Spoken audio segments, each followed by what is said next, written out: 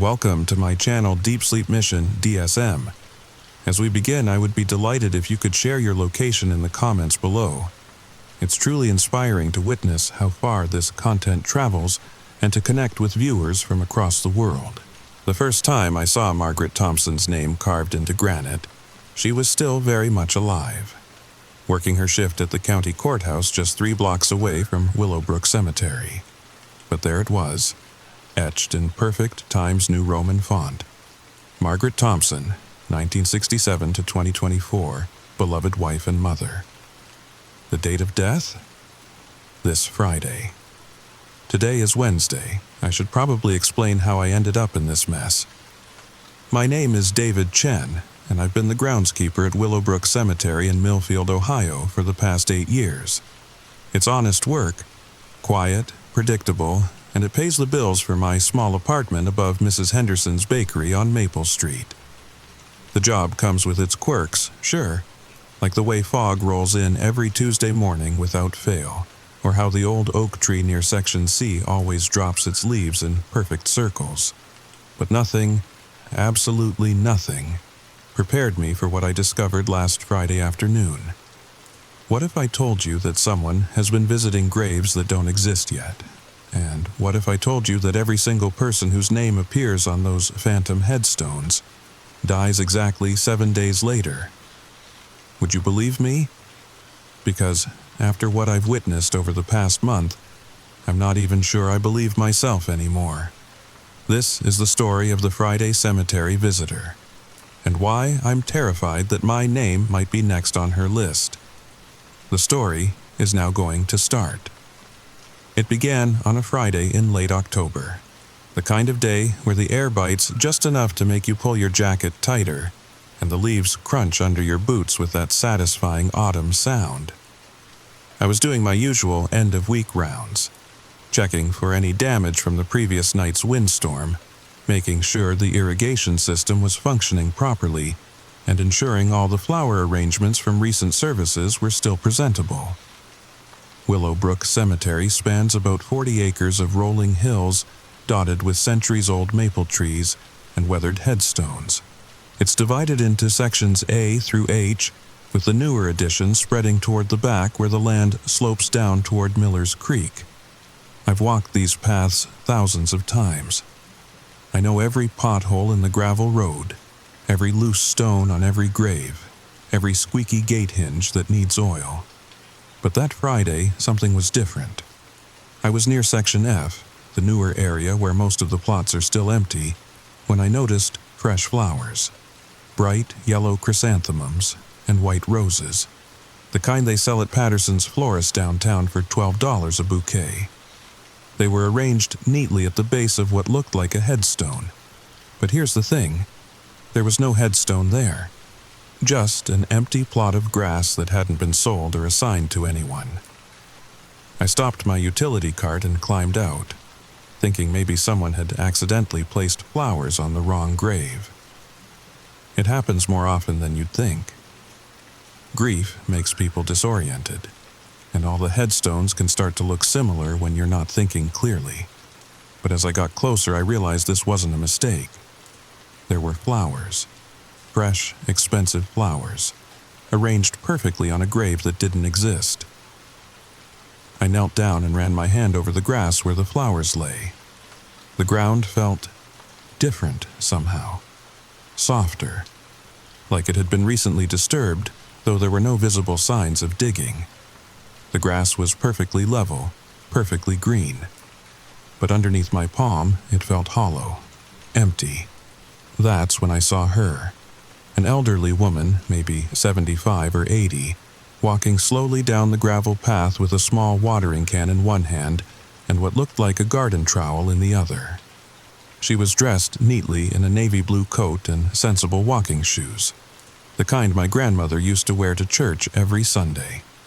Her silver hair was pulled back in a perfect bun, and she moved with the careful, measured steps of someone who had made this walk many times before. She didn't see me at first. I was partially hidden behind one of the larger maple trees, and she seemed focused on her destination. But as she got closer, I noticed something odd about her route. she wasn't following the main path.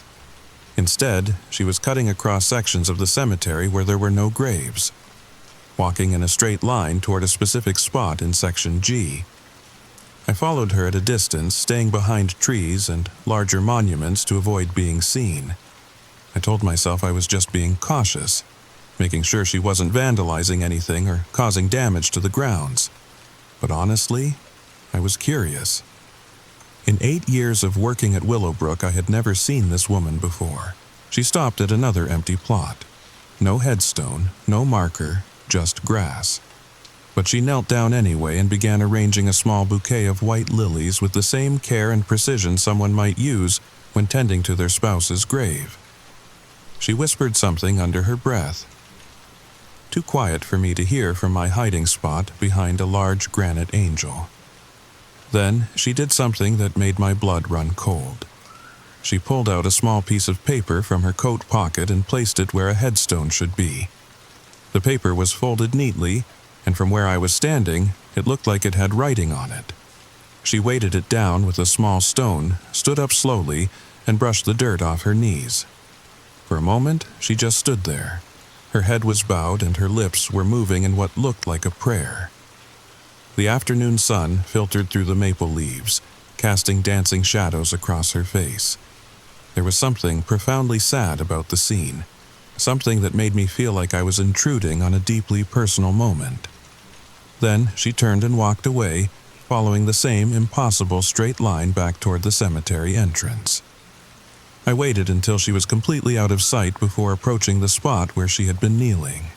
The flowers were beautiful, clearly expensive and freshly cut, but it was the piece of paper that made my hands shake as I reached for it. The paper was thick, expensive stationery with a watermark I couldn't quite make out, written in careful blue ink, in handwriting that reminded me of old-fashioned calligraphy lessons, was a name and date: Robert Kellerman, October 31st, 2024. Robert Kellerman, I knew that name. He owned the hardware store on Main Street, the one where I bought my work gloves and lawnmower parts. A nice guy, maybe 65 years old, who always asked about my mother when I came in. He had a wife named Linda and 2 grown kids who lived somewhere out in California. October 31st was 6 days away. I should have left it alone. I should have thrown the paper away, told myself it was just some eccentric old woman with a strange hobby, and gone back to my normal routine of mowing grass and cleaning headstones. But I didn't. I couldn't. Because something about that moment, the precision of her movements, the sadness in her posture, the expensive flowers on an empty grave, it all felt too deliberate to be random. So I did something I had never done in 8 years of working at Willowbrook. I started paying attention. The next Friday, I made sure to be in Section F around the same time I had seen her the week before. 3:30 in the afternoon, when the light was starting to fade and most visitors had gone home for the day. I positioned myself near the maintenance shed where I had a clear view of the entire cemetery while remaining hidden. She came. Same navy blue coat, same careful walk, same watering can and garden trowel. But this time, she went to 3 different locations, 3 empty plots in 3 different sections of the cemetery. At each spot, she left flowers and a folded piece of paper weighted down with a small stone. After she left, I collected all 3 papers. Margaret Thompson, November 8th, 2024. James Morrison, November 15th, 2024. Susan Walsh, November 22nd, 2024. I recognized all 3 names. Margaret worked at the courthouse. James ran the gas station on Highway 12. Susan taught 3rd grade at Millfield Elementary. My nephew Tommy was in her class. That night, I couldn't sleep. I kept thinking about Robert Kellerman and the date on that first piece of paper. October 31st, Halloween. 4 days away. On Tuesday, I drove past Kellerman's hardware store on my way to work. The open sign was lit, and through the window, I could see Robert behind the counter, helping a customer select paint colors. He looked perfectly healthy, perfectly normal, perfectly alive. Wednesday, the same thing. Robert was there, rearranging a display of snow shovels in preparation for winter. Thursday morning, I almost convinced myself I was losing my mind. This whole thing was ridiculous. People don't predict deaths by leaving flowers on empty graves. That's not how the world works. But around lunchtime, I found myself driving past the hardware store again. The closed sign was up, in the middle of the day, on a Thursday. I parked across the street and watched the store for 20 minutes. No movement inside, no lights except the emergency exit signs. I was about to leave when Linda Kellerman's car pulled into the parking lot. Even from across the street, I could see that she had been crying. She unlocked the front door and went inside. 5 minutes later, she came back out carrying a box of what looked like personal items. Photos, a coffee mug, a small cactus in a terracotta pot. The kind of things you take when you're not planning to come back for a while. That evening, I checked the Millfield Gazette's website. Nothing. No obituaries, no news about Robert Kellerman. But the hardware store remained closed on Friday, and Saturday, and Sunday. On Monday morning, the obituary appeared online. Robert James Kellerman, 65, passed away peacefully on October 31st, 2024, surrounded by family after a brief illness. Services will be held at October 31st, exactly 7 days after the elderly woman had left that piece of paper on an empty grave. I printed out the obituary and stared at it for a long time. The rational part of my mind kept insisting this was just a coincidence. People die every day. Elderly women visit cemeteries all the time. The fact that she had somehow guessed the right date was just luck. Bad luck, but still just luck. But the other part of my mind, the part that remembered the hollow feeling of the ground beneath my palm, the precision of her movements, the sadness in her posture, that part wasn't buying it.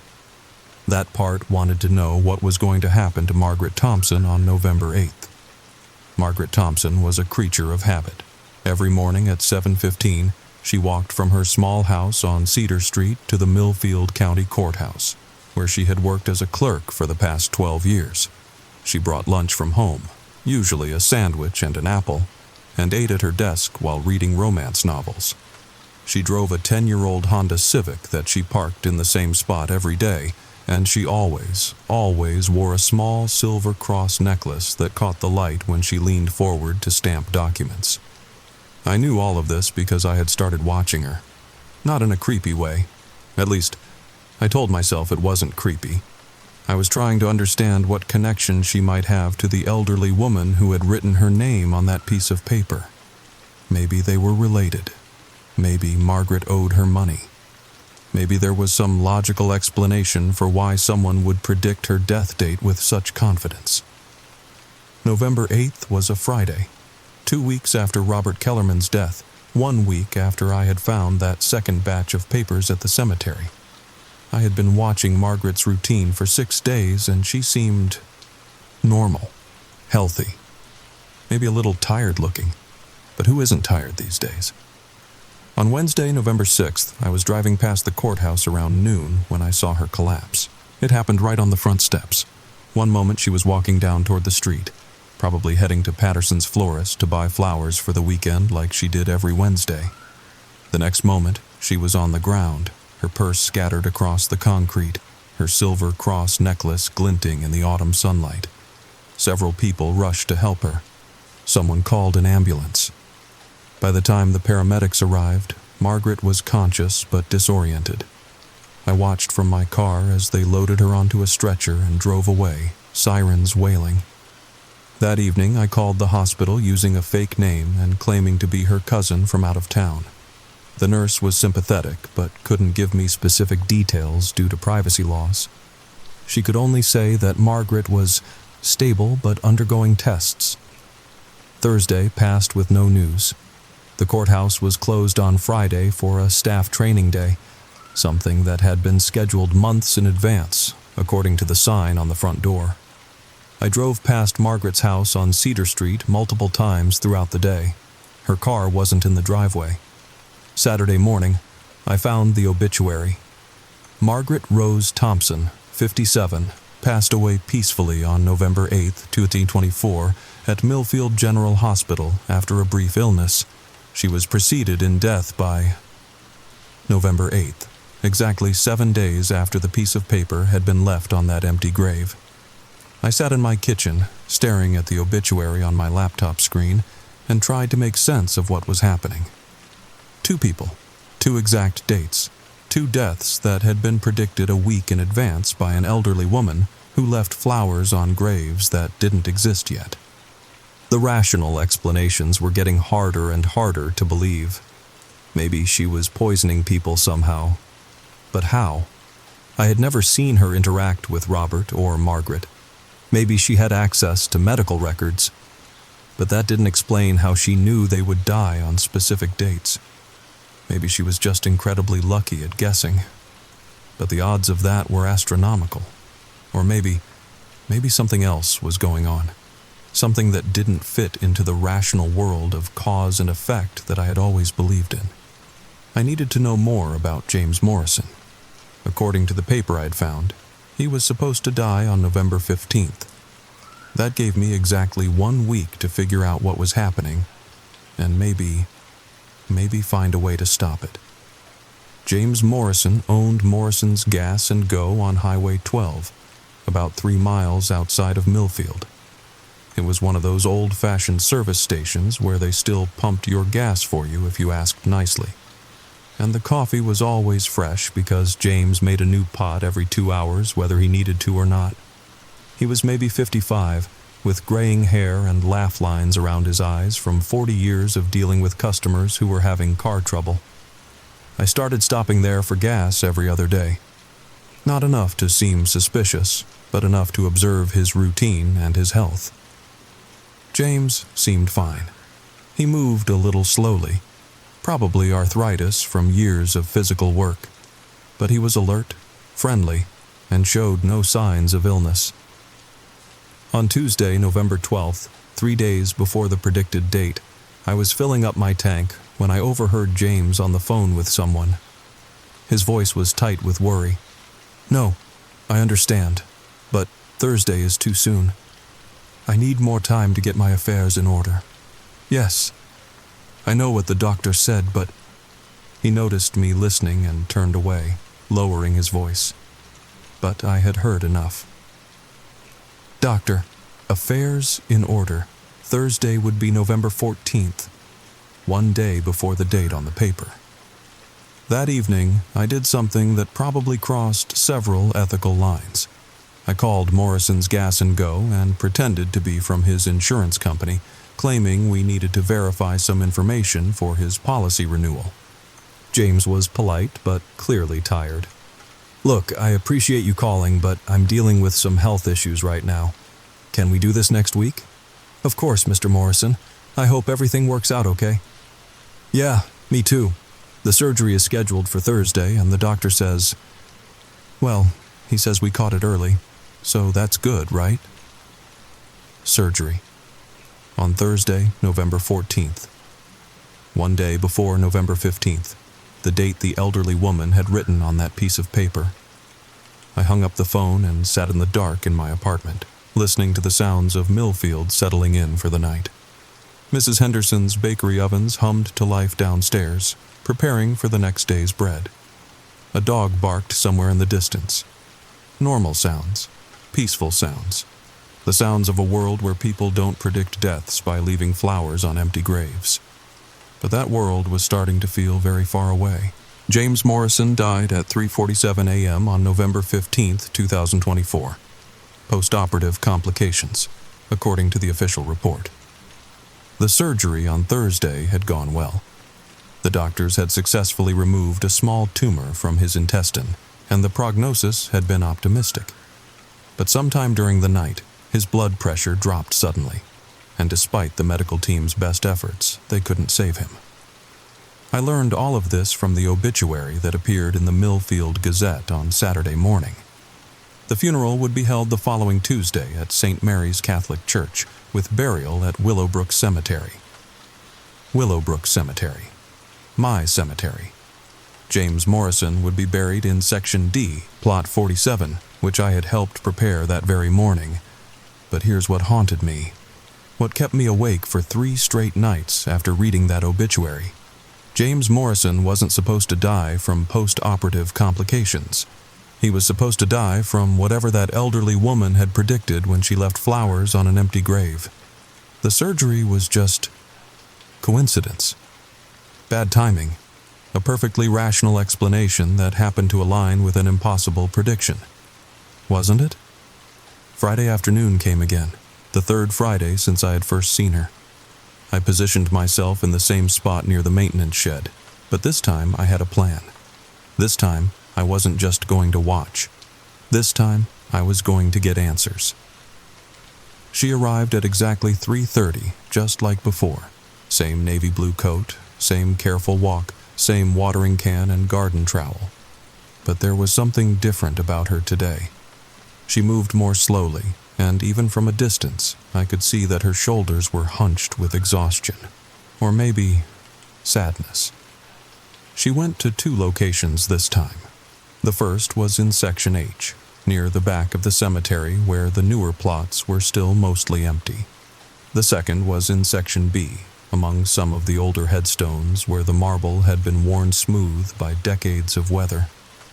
After she left the second bouquet and its accompanying piece of paper, I stepped out from behind the maintenance shed. "Excuse me." She turned around slowly, and I got my first clear look at her face. She was older than I had initially thought. Probably closer to 85. Her skin was deeply lined, but her eyes were sharp and bright blue. There was something familiar about her features, though I couldn't place where I might have seen her before. "You're the groundskeeper," she said. It wasn't a question. "Yes, ma'am. David Chen. I've been working here for 8 years. She nodded and adjusted her grip on the watering can. "You've been watching me."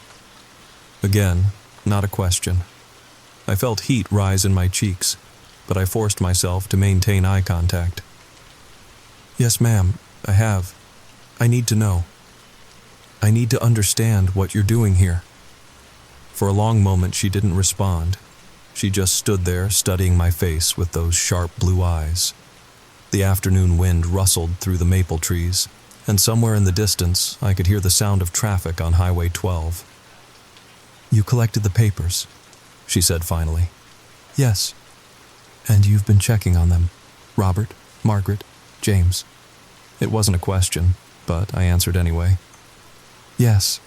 She sighed and set down her watering can. "Then you know." "I know they're dead. I know they died exactly when you said they would. I know you somehow predicted their deaths a week in advance.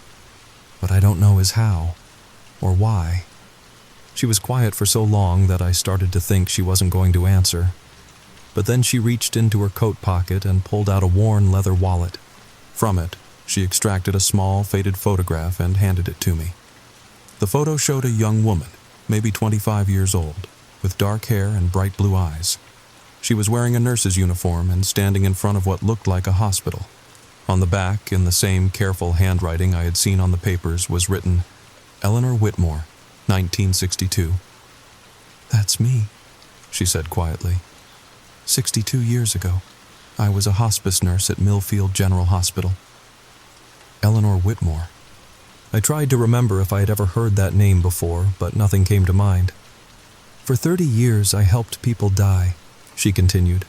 "Not in a bad way, in a peaceful way. I held their hands and made sure they weren't alone. I learned to recognize the signs.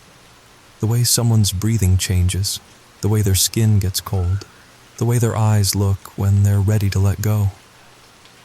She took the photograph back and tucked it into her wallet. "After I retired, I thought I was done with death. I thought I could have a normal life, tend my garden, read books, visit my grandchildren. But the knowing, it didn't stop. If anything, it got stronger." "The knowing?" Eleanor looked past me toward the cemetery gates, where the last rays of afternoon sunlight were filtering through the iron railings. I can see when someone is going to die. Not how, not why, just when. It started about 5 years ago. I would be at the grocery store and I would look at the cashier and just know she had 2 weeks. Or I would be at church and I would see Mrs. Peterson in the pew ahead of me, and I would know she had 3 days. My mouth was dry. And you're always right? Always. She picked up her watering can. At first, I tried to warn people. I called Margaret Thompson's sister and told her Margaret was going to die. The sister hung up on me and threatened to call the police. I sent an anonymous letter to Robert Kellerman's wife, suggesting she encourage him to see a doctor. She threw it away. So you started leaving flowers instead. They deserve to be remembered, Eleanor said simply. Even if they don't know it yet, even if no one believes me, they deserve to have someone who cares enough to bring them flowers and say their names out loud. I stared at her, trying to process what she was telling me. But you're just leaving flowers on empty graves. There's no one there to remember. Eleanor's smile was infinitely sad. There will be. She started walking toward the cemetery entrance, moving with that same careful, measured pace. I followed her, my mind racing with questions. The 2 papers you left today? I called after her. Who are they for? She stopped walking but didn't turn around. Susan Walsh, November 22nd. And? When she finally turned to face me, I saw something in her eyes that made my blood freeze. David Chen, December 13th. That was 3 weeks ago. Today is December 10th. Susan Walsh died exactly when Eleanor predicted. A car accident on Route 9, just outside of town. The funeral was yesterday. I helped prepare the grave in Section C, Plot 23. I've spent the last 3 weeks trying to figure out how to change what's supposed to happen to me in 3 days. I've seen doctors. I've had tests. I've avoided driving, avoided dangerous activities, avoided anything that might lead to an accident or injury. But deep down, I know it won't matter. Eleanor Whitmore knows things, impossible things, and she's never been wrong. I've been visiting her house on Pine Street every few days, trying to understand more about her gift, or curse. She makes tea and tells me stories about the people she's helped over the years. She's kind, gentle, and genuinely sorry about what she sees in my future. But she can't change it any more than I can. The flowers aren't a prediction, she told me yesterday.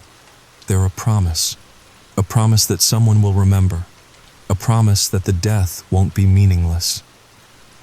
Today is my last day as groundskeeper at Willowbrook Cemetery. I've trained my replacement, a nice guy named Marcus who doesn't ask too many questions about why I'm leaving so suddenly. I've cleaned out my apartment, paid my bills, and written letters to the few people who might wonder what happened to me. Tomorrow, I'm going to drive to Eleanor's house one more time. I want to thank her for the kindness she showed me, even though her gift brought nothing but terror into my life. I want to understand why she does what she does, knowing how much pain it causes. And on December 13th, well, we'll see what happens on December 13th. But here's what I keep thinking about. What keeps me awake at night staring at the ceiling. Eleanor said she's been able to see deaths for 5 years now. 5 years of knowing exactly when people are going to die. 5 years of leaving flowers on empty graves and watching her predictions come true. But she never told me when she started seeing her own death. And she never told me who's going to be leaving flowers on her grave. What do you think really happened to David? Was Eleanor's gift real? Or was there something more sinister going on in Millfield? And most importantly, if you were in David's position, what would you do with 3 days left? Let me know in the comments below, and don't forget to subscribe for more stories that will keep you up at night wondering what's real and what's not. Story number 2. The GPS coordinates haven't changed in 43 years. Neither has the weather report for Kaktovik Village. Population 287. Temperature -12. Wind speed 15 knots.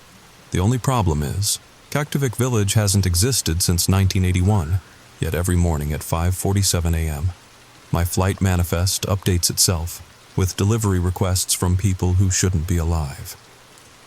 If you're listening to this, you need to know why I still fly those routes, and why I can never, ever stop. Story begins.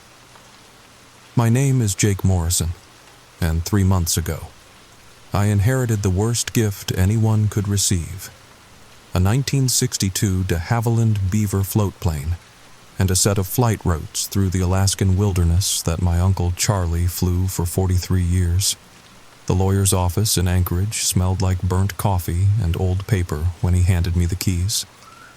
"Your uncle was very specific," he said, pushing his glasses up his nose. "The routes must continue, no matter what." I almost laughed. Almost.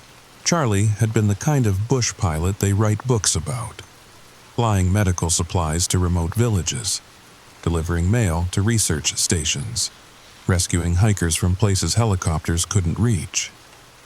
When I was a kid visiting from Seattle, he'd let me sit in the co-pilot seat, teaching me about updrafts and crosswinds while we soared over glaciers that looked like frozen rivers of light. But something changed after his wife Martha died in 2019. His letters got stranger. His phone calls came at odd hours, always talking about keeping the schedule and not disappointing them. The last time I saw him was at Thanksgiving. He looked thin, haunted, kept checking his watch and muttering about delivery windows. Mom thought it was early dementia. Dad said it was grief. Nobody said it was fear. The float plane sat in a hangar at Lake Hood Seaplane Base, looking exactly as I remembered. Faded red paint with Morrison Air Service stenciled in white on the fuselage. Inside, everything was meticulous. Updated avionics, fresh leather seats, and a laminated route map taped to the dashboard.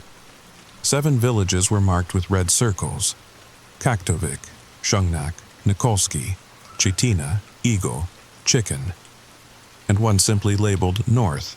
I knew most of these places. Tiny communities scattered across Alaska like seeds thrown by a careless hand. But when I checked them against current maps, something was wrong. 3 of them didn't exist anymore. Kaktovik had been abandoned after a fire in 1981. Nikolsky evacuated due to volcanic activity in 1995. And north, there was nothing at those coordinates but empty tundra. The manifest clipboard hung on a nail beside the pilot's seat. Fresh delivery requests. Dated today, Mrs. Henderson in Kaktovik needed antibiotics.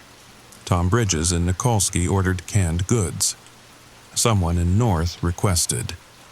The handwriting was smudged, but it looked like warmth that first night in Charlie's hangar. I found things that made my skin crawl, hidden behind a false panel in his desk. Dozens of Polaroid photographs, but these weren't vacation snapshots or family memories. Each photo showed empty spaces, vacant lots, demolished buildings, cleared forests, but written on the back in Charlie's careful handwriting were notes that didn't make sense. Henderson's house, still cooking dinner. Main Street, children still playing. The old church, Sunday service at 3 p.m. I held one photo up to the light, just an empty field covered in snow. But the back read, Nikolsky School, Miss Carver, still teaching 4th grade, requests new chalk. The timestamp on the photo was from last month. 2 years after I'd personally confirmed Nikolsky was nothing but ash and memory. That's when I found Charlie's recording equipment. Reel-to-reel tapes stacked in milk crates, each labeled with dates and coordinates. I picked one at random. October 15th, 2018, Kaktovik Village. The tape hissed to life. Charlie's voice, strained and tired. Supply drop complete. Mrs. Henderson confirms the medicine is working, but she's asking questions I can't answer. Wants to know why her granddaughter never ages. Why the calendar in the post office has been stuck on March 3rd, 1981 for 37 years. His voice broke slightly. I tried to tell her, tried to explain, but how do you tell someone they're living in the echo of their own death? That their entire world exists only because someone remembers to visit it? Static crackled. Then Charlie's voice again, quieter now. Something's wrong with the village today. The loop is degrading. I saw the Hendersons' dog get hit by the same truck 3 times in 10 minutes. Each time. It would yelp, die, then reset and run into the street again. Mrs. Henderson didn't notice. None of them notice when the loop glitches. A chill ran down my spine as I listened to more tapes. Hours of recordings. Charlie documenting the slow decay of impossible places. Villages where time moved in circles, where the same conversations happened daily, where the same accidents occurred on schedule, where the dead continued their routines without knowing they'd stopped living. I should have walked away, should have sold the plane, torn up the roots, gone back to my IT job in Seattle. But Charlie's voice echoed in my memory. Some responsibilities choose you, Jake, and once they do, you can't unchoose them. That first morning, I loaded the plane with supplies from the warehouse Charlie had been using. Everything was paid for.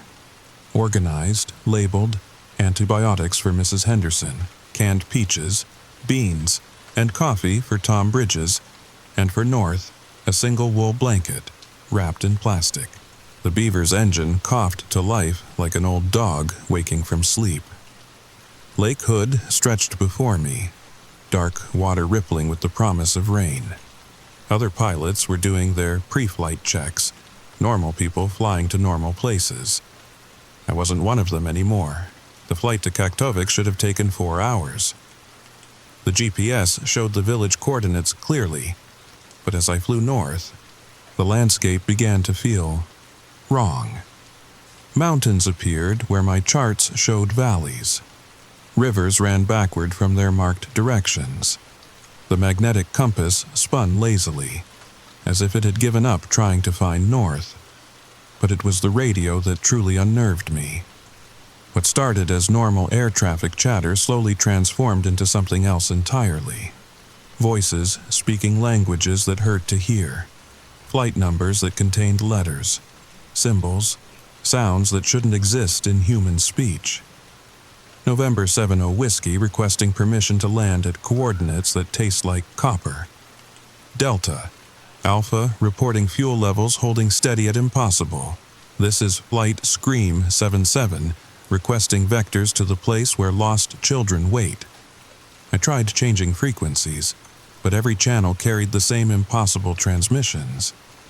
And underneath it all, a sound like breathing, slow, patient, ancient breathing that seemed to come from the plane itself.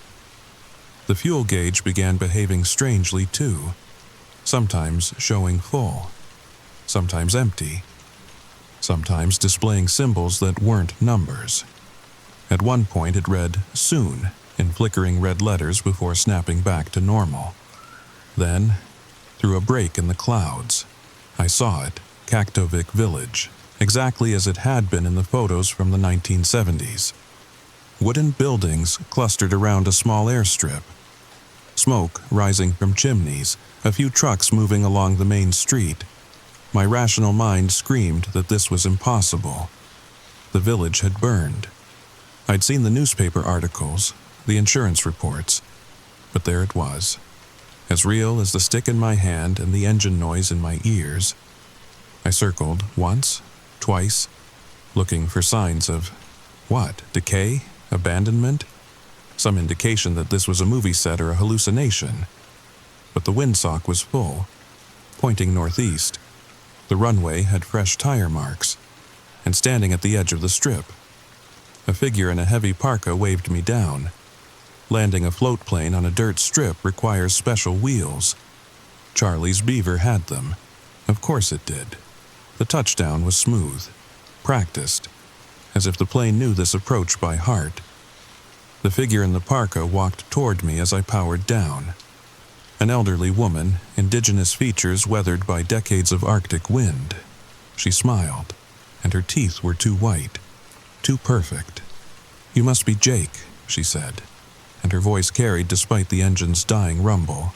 "Charlie told us you'd come." "Charlie's dead," I said, the words catching in my throat. Her smile never wavered. "Yes, he is, but he kept his promise, and now you're here." She introduced herself as Mrs. Henderson, the same Mrs. Henderson who'd ordered antibiotics. She looked exactly like the photos in Charlie's old albums, except those photos were from 1979. "How?" I started, but she raised a mittened hand. "The medicine first," she said. "Questions later, if you still have them." I handed her the antibiotics. Her fingers were ice cold through the thick mittens, and when our hands touched, I felt something electric, ancient, hungry. The village behind her was impossibly normal. Kids played in the snow. Men worked on snowmobiles. A dog barked at something only it could see, but underneath the normalcy, something was wrong. The shadows fell at incorrect angles. The smoke from chimneys drifted against the wind, and the children playing. They moved in patterns, the same snowball fight over and over, like a recording stuck on loop. As Mrs. Henderson walked away, I noticed something that made my stomach lurch. Her footprints in the snow. They weren't quite right.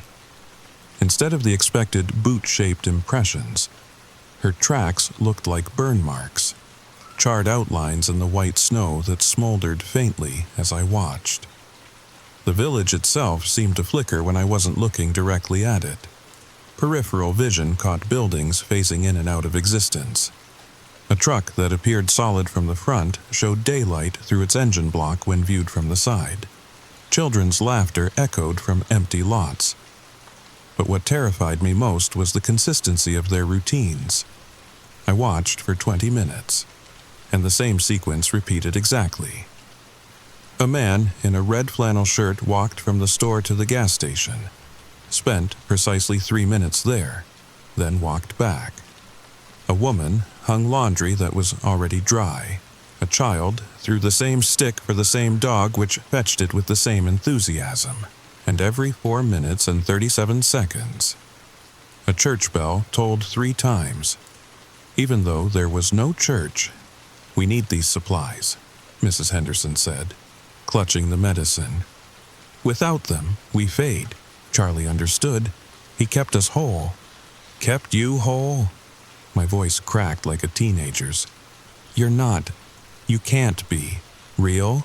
She laughed, and it sounded like wind through broken windows. "We're as real as memory. Jake, as real as obligation, as real as the roots your uncle flew." She turned and walked back toward the village. At the boundary of the airstrip, she stopped. "The others are waiting."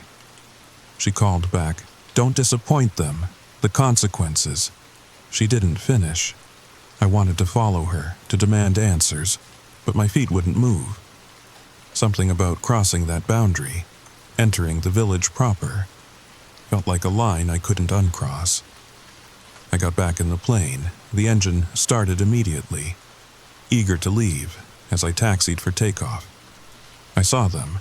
The entire village had come out to watch. Men, women, children, all standing perfectly still, all smiling those 2 white smiles, all waving in perfect synchronization. The takeoff was rough, the plane bucking like it was flying through invisible walls. When I looked back, Kaktovik was gone, just empty tundra and the marks of a fire that had burned 43 years ago. The flight to Nikolsky was worse. The clouds formed shapes that shouldn't exist. Faces, hands, entire bodies of vapor reaching for the plane. The radio crackled with static that almost sounded like voices, pleading, warning, threatening. but it was what I heard between the static that made my hands shake on the controls. Charlie's voice, faint, distorted, but unmistakably his. "Jake, don't trust the compass. Magnetic north isn't where they say, follow the cold, always follow the cold." The temperature gauge in the cockpit dropped 20 degrees in seconds. Ice formed on the inside of the windows despite the heater running full blast. And through the frost, I saw them. Other planes, dozens of them, flying in formation through the clouds around me. Old planes, new planes, military bombers from the 40s, modern Cessnas, all flying the same route, all piloted by shadows. One pulled alongside me, a vintage Piper Cub with Hamilton Air Service painted on the side. The pilot turned to look at me, and where his face should have been was just darkness. A void shaped like a man, wearing a leather jacket from the 1950s. He held up a clipboard, pointed at it urgently. Then his plane banked hard left and disappeared into a cloud that shouldn't have been there. My own manifest clipboard rattled against its nail.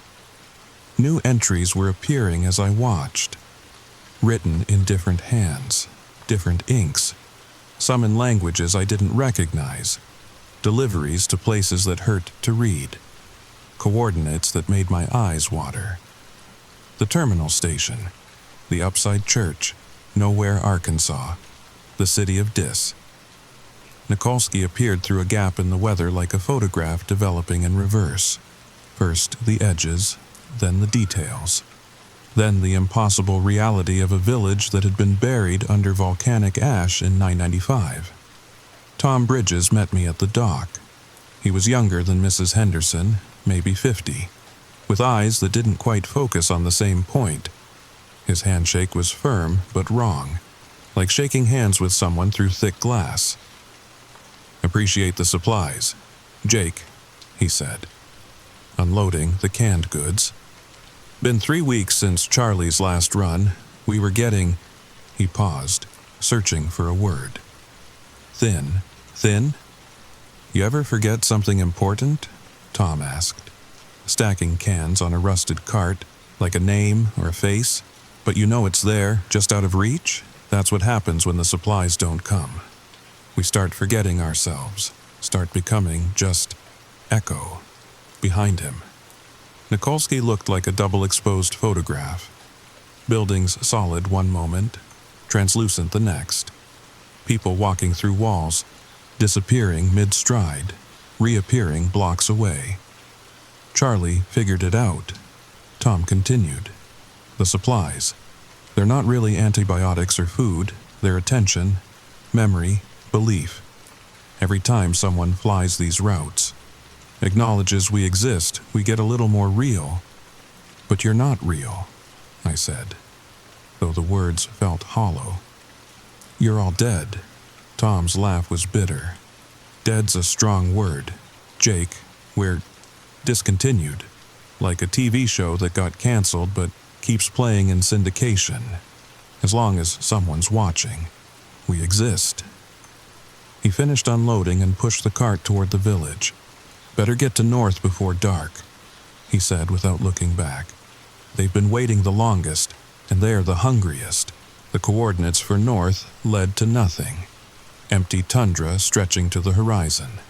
No buildings, no runway, no signs of life. But the GPS insisted I was there, and the fuel gauge said I needed to land. I circled for 10 minutes, looking for anything. Then I noticed the silence. Complete, absolute silence. No wind, no engine noise, no sound at all. Even my own breathing seemed muffled. Wrong. The altimeter was spinning wildly, showing impossible readings. 10,000 feet, 500 feet, undefined. That's when I saw it. A shadow on the snow that didn't match anything above it. A rectangular darkness that suggested a runway that wasn't there. But as I descended, reality began to warp around me. The sky turned purple at the edges. stars appeared in broad daylight, but they were wrong stars. Constellations that spelled out words in languages that predated human speech. And the cold, God.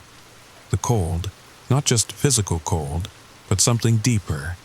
The cold of empty space, of forgotten graves, of love that died before it could be spoken. Landing on nothing requires faith or insanity. I had run out of the first and was embracing the second. The wheels touched something solid where my eyes saw only snow. The plane rolled to a stop in empty air. And then they came. Not people, not anymore. Shapes of static and snow, outlines of what had been human. They moved like stop-motion animation. Jerky, unnatural, wrong. The leader, if you could call it that, reached for the blanket with hands made of television snow. When it touched the wool, it solidified slightly. Features emerged from the static. A young man, maybe 25, wearing a military uniform from World War II.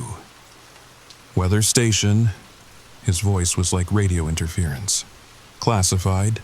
1943. Forgotten. Abandoned. Starved. The others pressed closer. A dozen shapes yearning for form. The single blanket passed between them, each one gaining a moment of solidity before fading back to static. Need more, the soldier said. Charlie brought more.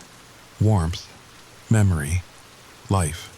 I don't understand, I said, backing toward the plane. What are you? What is this place? Liminal, he said, the word breaking apart like a bad connection. Between channels, between states, between... The static grew louder, angrier. The shapes pressed closer, reaching. I ran, threw myself into the plane, started the engine with shaking hands. The takeoff was violent, the plane lifting through grasping static that left frost patterns on the windows, patterns that looked like screaming faces. I flew back to Anchorage in silence.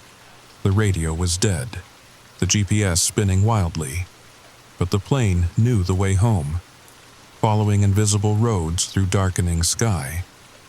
That night, I couldn't go back to my hotel. Something about being alone, enclosed, vulnerable. Instead, I stayed in the hangar office, surrounded by Charlie's life. The walls were covered with maps. Not just Alaska, but everywhere. Red pins marked locations. Hundreds of them, some in places I knew, others in oceans, in deserts, in the middle of cities. Each pin had a string leading to a note card. Lost 1953, forgotten 1987, erased 1999. One pin sat in the middle of Lake Michigan. The card read, Peshtigo Relief Ship, 1871. Still sailing, still searching for survivors. Another in the Amazon, Missionary Colony, 1923. They found something else to worship. Downtown Manhattan had 3 pins clustered together. Subway station, platform 13, never officially existed. Passengers still waiting. I pulled out my laptop, started researching. Every location had a story, a tragedy, a disappearance, a collective forgetting. The Peshtigo fire had killed more people than the Chicago fire on the same day, but nobody remembered it. The missionary colony had sent one last radio transmission. God is different here. The Manhattan subway blueprints showed Platform 13, but it was never built. Or was it? Charlie's journals were in chronological order, each one meticulously detailed. At first, normal deliveries to normal places. Then, in 1981, the first mention of Kaktovik after the fire. But I found something else, letters, hundreds of them, bound with rubber bands. The first was dated 1962, the year Charlie got his pilot's license. Dear Mr. Morrison, We at the Bureau of Liminal Affairs appreciate your interest in our advertised position. Bush pilots with your qualifications are rare. The routes you'll be flying are essential to national security, or perhaps we should say, reality security. Please report to the coordinates provided. Ask for Mr. Gray. He doesn't exist, but he'll find you. The Bureau of Liminal Affairs. I searched online. Nothing. No records. No mentions. No conspiracy theories even. It didn't exist. Or it existed in the same way Kaktovik existed. More letters followed. Instructions for deliveries. Warnings about certain routes and payments. Charlie had been paid well. Very well.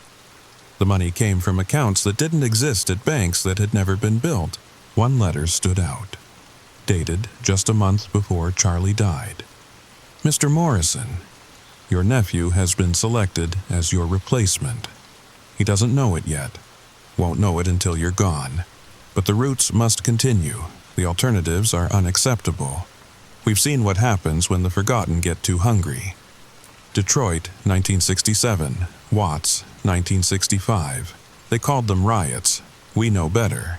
That was just the forgotten trying to be remembered. Violently.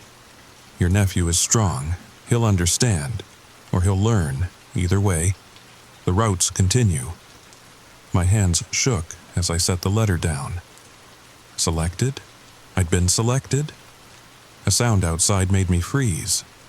Footsteps on gravel, slow, measured, wrong.